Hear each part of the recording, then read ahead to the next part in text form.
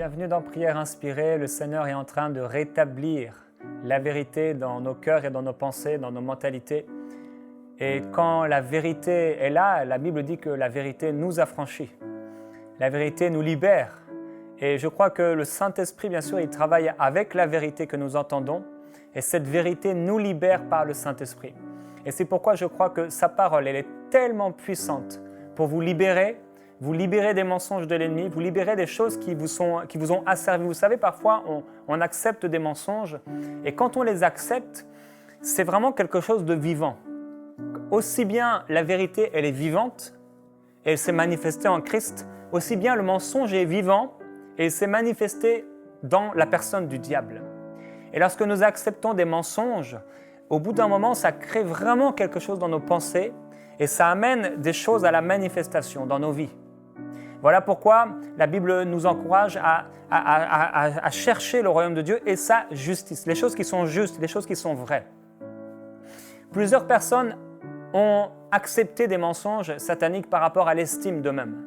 On leur a dit des choses quand ils étaient enfants, on les a critiqués, on s'est moqué d'eux peut-être à l'école, leurs parents leur ont dit que c'était des bons à rien, ou alors on leur a dit tu sais, tu n'étais pas désiré, tu n'étais pas voulu, et ça crée quelque chose, des portes ouvertes à Satan dans leur vie pour se dire mais finalement je ne vaux rien, je ne suis rien.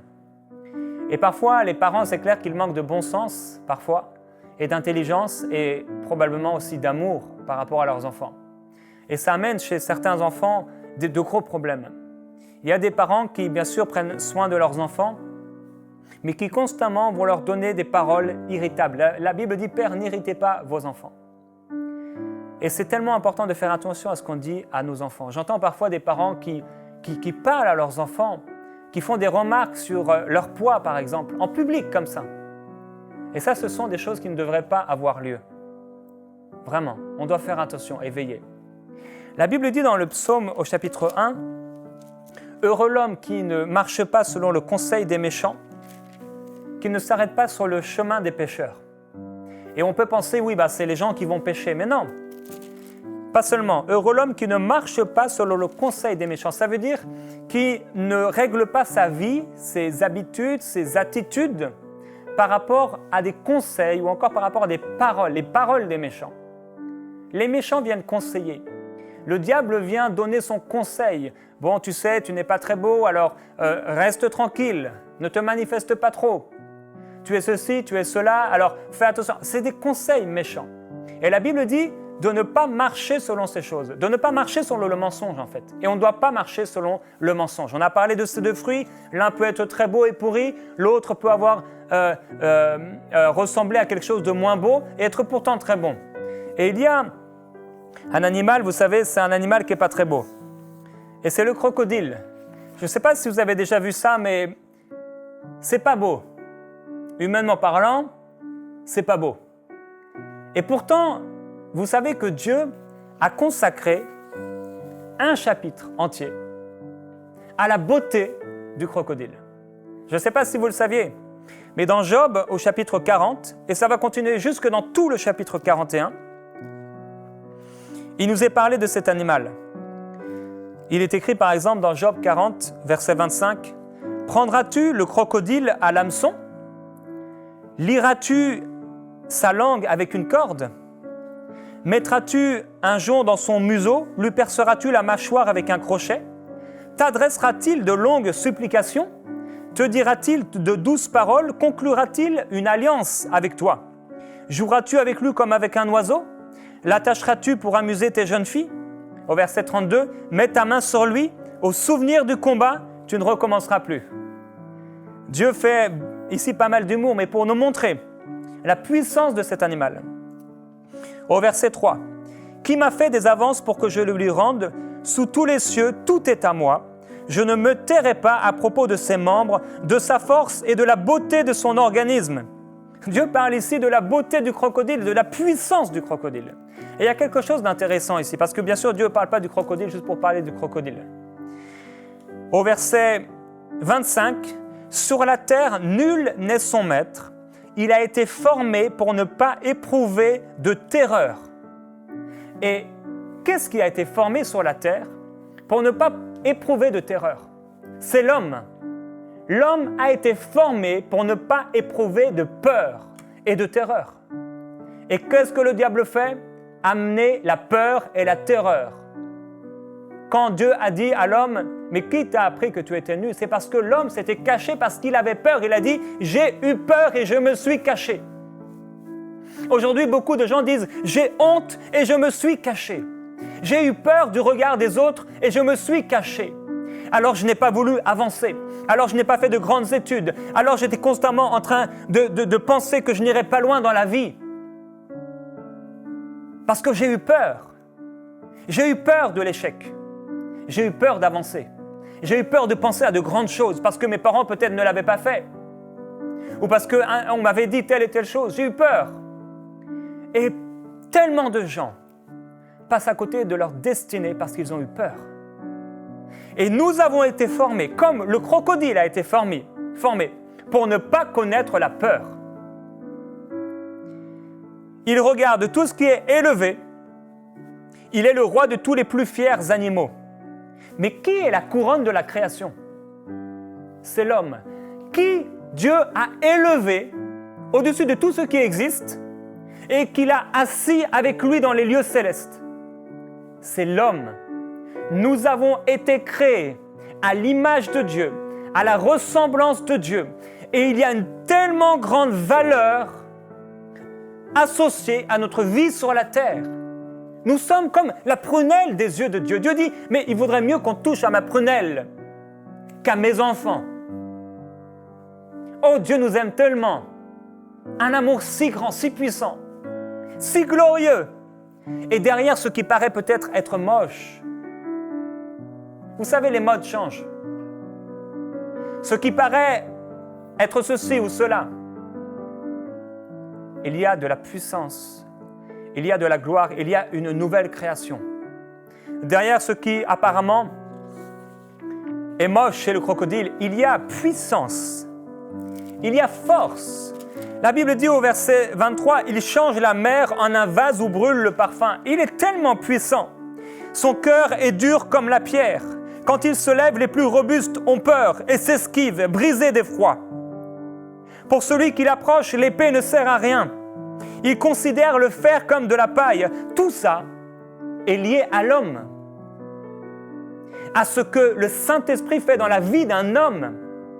Dieu, lorsque quelqu'un s'abaisse devant lui, Dieu l'élève dans une position, mais tellement puissante, de gloire, de force et d'autorité. Mais si nous regardons aux choses que le monde regarde, comme nous l'avons dit les 2 jours précédents, on va être foutus. On va avoir une estime de nous-mêmes qui sera mauvaise. Parce qu'il y a toujours quelqu'un de plus beau que nous. Parce que le monde nous montre une certaine image de ce qu'est la beauté. Alors que pour Dieu, le crocodile est tellement beau. Et pour l'homme, il est tellement hideux. Dieu ne considère pas ce que l'homme considère. Et Dieu n'élève pas ce que l'homme élève. Et il est de notre responsabilité, mes frères et sœurs, de croire à la parole de Dieu et de nous conduire de la façon dont Dieu veut qu'on se conduise. Ne pas marcher selon le conseil des méchants, c'est-à-dire ne pas marcher selon les mensonges qu'on a entendus. Dans Éphésiens 4, verset 1, l'apôtre Paul, alors qu'il est prisonnier dans le Seigneur, dit « Moi, je vous encourage, moi le prisonnier dans le Seigneur, à vous conduire d'une manière digne de l'appel que vous avez reçu. » Il va dire de nous supporter. Et comment, oui, on peut supporter les uns les autres, mais on doit aussi parfois se supporter. Il y a des choses qu'on n'aime pas en nous. Dieu nous dit, supportez-vous. Oui, supportez les autres, supportez-vous ensemble, mais aussi supportez-vous. Et il est important de se supporter. Et non seulement de se supporter, mais de s'aimer. Efforcez-vous, il dira. L'apôtre Paul dit, il y a un seul corps et un seul esprit. De même que vous avez été appelés à une seule espérance pour votre vocation. Il y a un seul Seigneur, une seule foi, un seul baptême, un seul Dieu et Père de tous. Il y a un seul, et c'est en lui seul que nous devons trouver notre valeur. C'est en lui seul que nous devons nous cacher. En lui seul. Au verset 7, Éphésiens 4, 7, « Cependant, à chacun de nous, la grâce a été donnée à la mesure du don de Christ. » C'est pourquoi il est dit, il est monté sur les hauteurs, il a emmené des prisonniers et il a fait des dons aux hommes. Or, que signifie il est monté? Sinon qu'il est aussi d'abord descendu dans les régions les plus basses de la terre. Et c'est lui qui a donné les uns comme apôtres, etc. Il a fait des dons aux hommes. Christ a été dans les régions les plus basses de la terre. Il s'est humilié, il s'est abaissé. Et là, il n'était plus rien. On s'est moqué de lui, injurié, méprisé, abandonné des hommes, homme de douleur et habitué à la souffrance. Il a été rejeté par les hommes. Il a été la pierre rejetée des hommes. Il s'est abaissé, mais si profondément qu'aucun être humain ne pourrait s'abaisser comme il l'a fait. Il s'est abaissé, mais lorsqu'il s'est abaissé, le Saint-Esprit l'a pris et il l'a amené dans les hauteurs. Et de ces hauteurs, la Bible dit qu'il a fait des dons aux hommes. Alors aujourd'hui, Dieu vous a fait des dons. Aussi bien il a fait des dons au crocodile, aussi bien il a fait des dons à l'homme. Des dons extraordinaires qui doivent sortir de vous-même. Des dons divins, ils viennent de Dieu. Et ces dons doivent se manifester à travers vous. Au verset 12, il l'a fait pour former les saints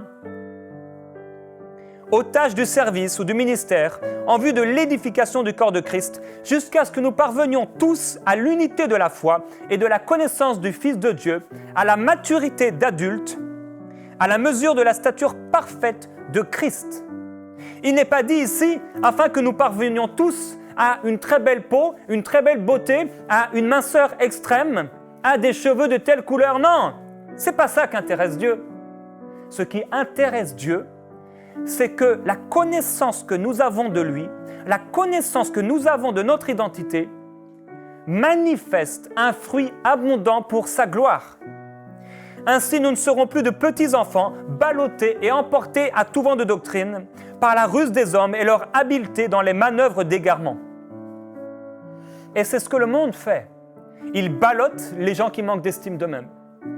Il les ballotte. Oh, on m'a dit ça, on m'a fait ça, on m'a critiqué, on a fait ça. Et les gens pleurent, et les gens sont tristes, et les gens sont désespérés, et ils sont abattus, et ils sont comme des enfants qu'on ballotte. Parce que leur valeur n'est pas en Dieu. Et la Bible dit, vous ne devez plus marcher comme les païens, qui marchent selon la vanité de leurs pensées. Ils ont l'intelligence obscurcie. Ils sont étrangers à la vie de Dieu à cause de l'ignorance qui est en eux et de l'endurcissement de leur cœur. Mais vous, au verset 20, ce n'est pas ainsi que vous avez appris Christ. Si du moins vous l'avez entendu, et si conformément à la vérité qui est en Jésus, c'est en lui que vous avez été instruits, à vous dépouiller, à cause de votre vie passée, du vieil homme qui se corrompt par les convoitises trompeuses, mensongères, à être renouvelé dans l'esprit de votre intelligence, encore dans votre entendement spirituel, et à revêtir l'homme nouveau, créé selon Dieu, dans une justice et une sainteté que produit la vérité. C'est pourquoi renoncez aux mensonges. Dieu nous appelle à renoncer aux mensonges, à renoncer à ce qui n'est pas vrai, renoncer aux mensonges. Dieu nous a établis dans une position de gloire et d'autorité. Il a fait de nous ses enfants précieux. Et le psalmiste dira, mais qu'est-ce que l'homme pour que tu prennes garde à lui? Et c'est vrai, Père Céleste, on pourrait se poser la question, mais qui suis-je pour que tu prennes garde à moi? Qui suis-je pour que tu mets tellement d'attention vers moi? Et Père, je veux te remercier. Et je vous encourage, frères et sœurs, à remercier maintenant Jésus pour son sacrifice parfait. Avec vos mots maintenant, je vous laisse exprimer à Dieu toute votre reconnaissance pour son sacrifice parfait. Remerciez-le simplement, avec vos mots, pour son sacrifice. Allez-y maintenant. Alléluia. Merveilleux Jésus-Christ.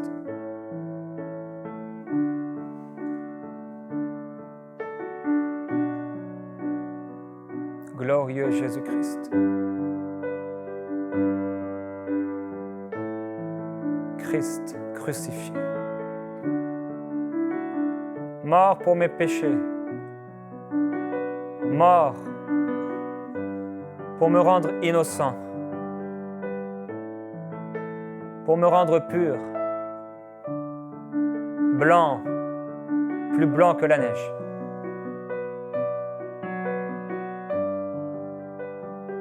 Continuez à glorifier le Seigneur Jésus pour sa croix, pour son sacrifice, pour ce qu'il a fait pour vous. Regardez à Jésus maintenant.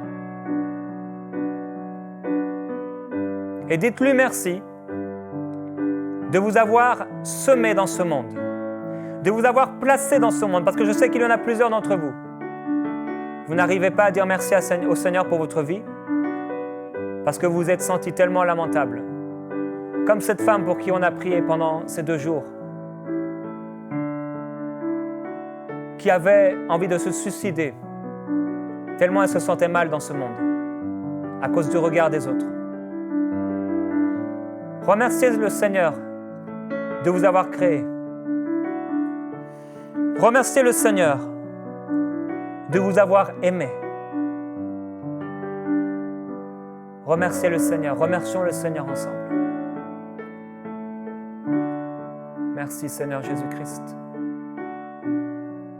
Merci parce que tu m'as placé dans ce monde, tu m'as voulu. Je ne suis pas une erreur et je ne suis même pas né de la volonté d'un homme et d'une femme, mais je suis né de ta volonté. Et non seulement je suis né de ta volonté, mais je suis né dans ton royaume, né de nouveau, à cause de ta volonté, parce que tu l'avais voulu, parce que tu l'avais désiré. C'est toi-même qui as créé mon esprit. Aucun homme ne pouvait le faire. L'homme et la femme pouvaient ensemble se connaître et créer une chair. Mais tu as créé mon âme, tu as créé mon esprit et tu m'as formé un corps. Alors je te dis merci pour ma vie. Merci pour ma vie. Jésus-Christ, merci pour ma vie. Je te dis merci pour ma vie. Merci Seigneur Jésus. Merci pour ma vie. Je te dis merci. Remerciez le Seigneur. Merci.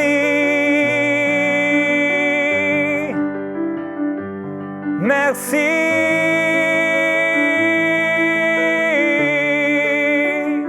Dites-lui merci pour votre vie. Dites-lui merci pour le corps que vous avez. Dites-lui merci pour le visage qu'il vous a donné. Dites-lui merci pour ce qu'il a fait de vous. Dites-lui merci pour le salut qu'il vous a donné. Dites-lui merci pour la créature merveilleuse que vous êtes. Merci.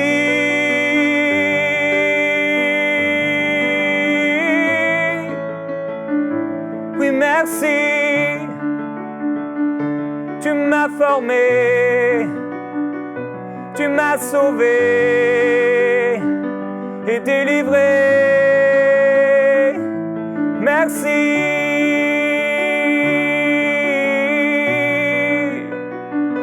Jésus, merci. Merci Seigneur Jésus-Christ de la valeur que tu nous as donnée. Ta parole déclare que tu as tellement aimé le monde, tu m'as tellement aimé que tu as donné Jésus-Christ, ton Fils unique, et que tu l'as livré pour moi, afin que je ne sois pas perdu. Peut-être aujourd'hui, vous avez une mauvaise estime de vous-même, parce qu'effectivement, votre esprit est mort, plongé dans les ténèbres. Et Dieu vous invite aujourd'hui à recevoir Jésus-Christ afin d'être transformé et de recréer votre esprit, de changer vos pensées et de devenir son enfant. Si aujourd'hui vous n'avez jamais reçu Jésus-Christ dans votre vie, comme votre Sauveur, si vous n'avez jamais réalisé pleinement qu'il avait pris votre place à la croix, vous pouvez le recevoir aujourd'hui et dire tout simplement, Dieu, vous pouvez répéter après moi, Dieu, je viens à toi tel que je suis, sans valeur, et je me donne à toi.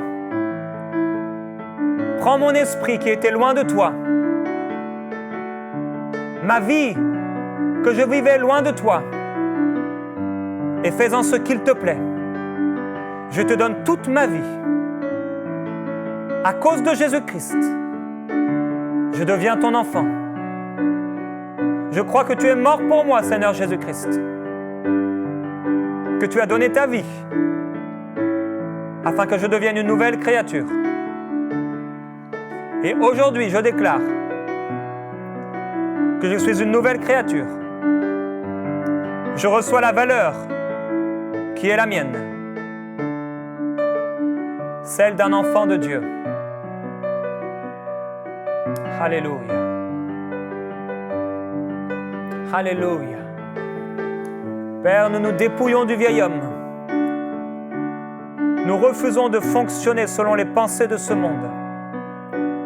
Nous refusons de marcher selon les pensées du vieil homme.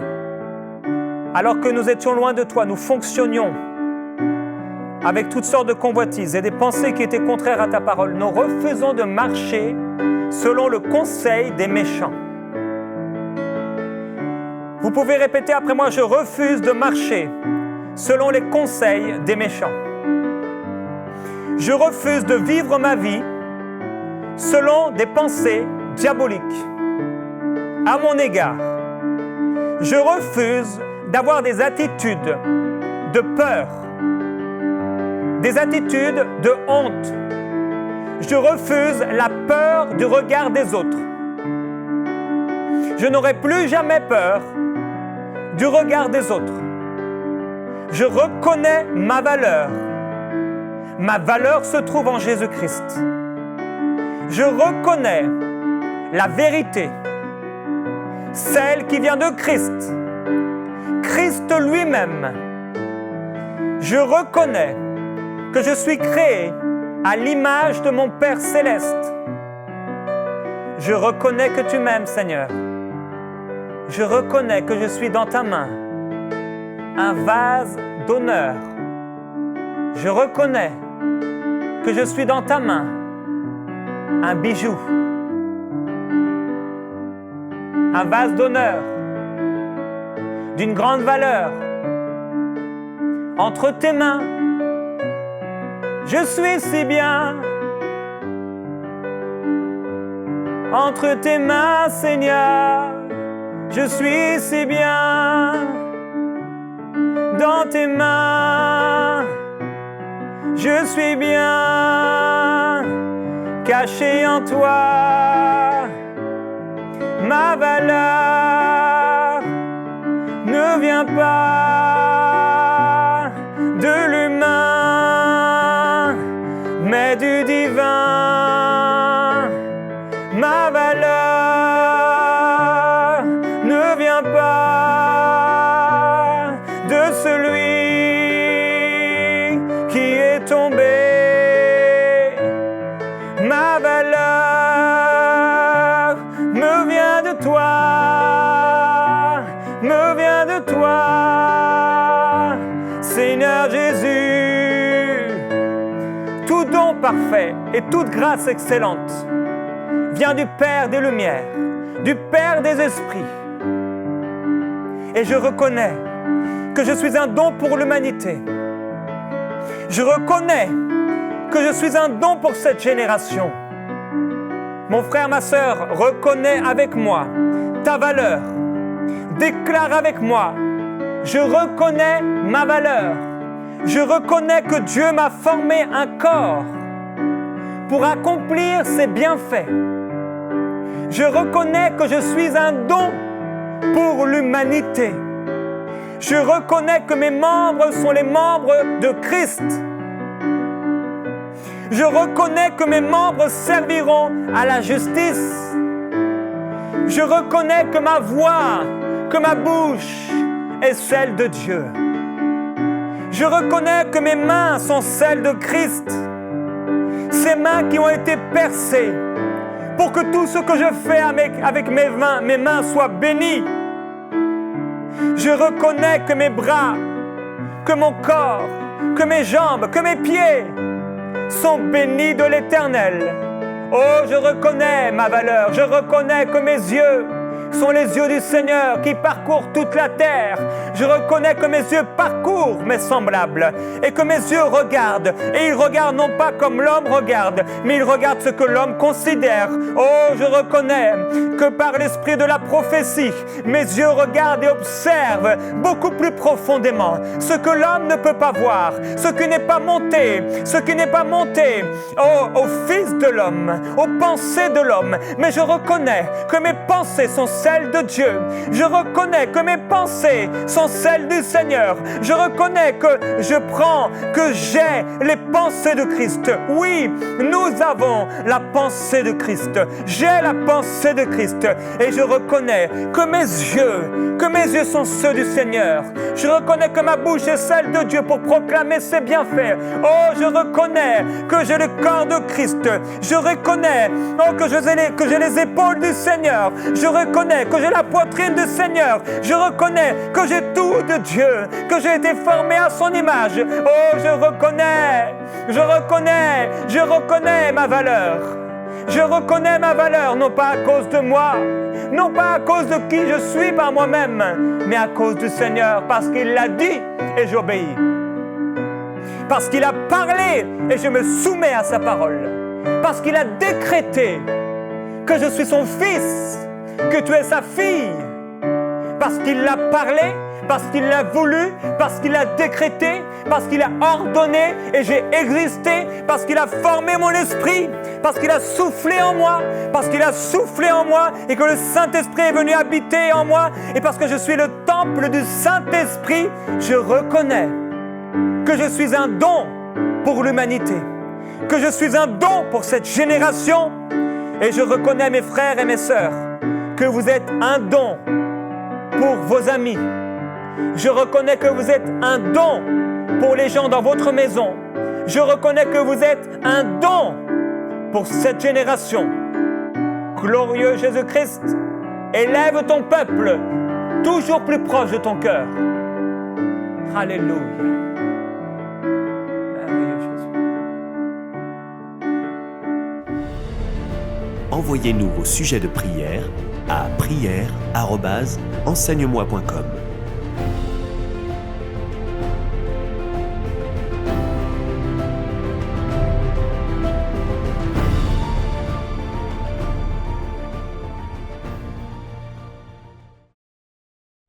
Cette émission est rendue possible grâce au précieux soutien des partenaires d'Enseigne-moi Canal International.